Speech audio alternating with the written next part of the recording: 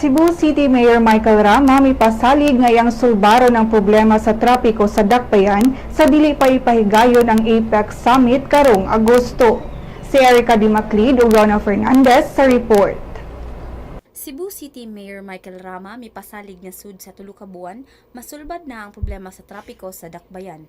Kini human mipadangat ang mga representante sa Asia Pacific Economic Cooperation o APEC niadtong miaging semana sa ilang mga nakita nga angay pang palambuon isip preparasyon sa umaabot nga international nga kalihukan. Put me all of these people and I'll give you the political will and we will improve the traffic in 3 months' time. Basta nga, we will be one in addressing it because it's all about widening, flare, recovery of sidewalk. Ang mga lugar nga kinahanglan hatagan dayon og aksyon kay ang mga dan sa Lahug, Salinas Drive ug Banilad diin naglabi ang problema sa trapiko. Ang mayor gikatakdang mopatawag og meeting sa mga grupo nga maoy nagdumala sa trapiko sa Dan Banilad ug Mango Avenue hangtod sa Busay. Mupatawag usab siya og meeting sa grupo nga nalambigit sa International Eucharistic Congress o IEC nga anaa sa San Jose de la Montaña. Matod ni Rama nga kinahanglan pagtangtangon ng ubang mga islands aron mas mulapad ang dan sa maong dapit.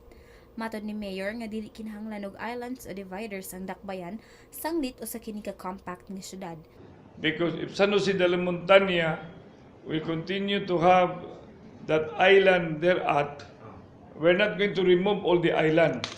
But there will be island that has to be removed in order to pave the way for a bigger road, because if there will be no widening within that area and there will be no widening in the next years, and if there is going to be widening, an hour ago na gikan sa pier, di ba, inibuti mo sa pier na mga area nga wala division. So, you try to see kung wala mga division ng kanadiyang area ka. Kasi may tabo. At Gorordo without divider, it becomes beautiful because that's the original.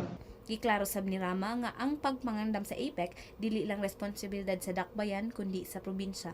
APEC is the responsibility not of the congressman. It's a responsibility of the national and the local government units.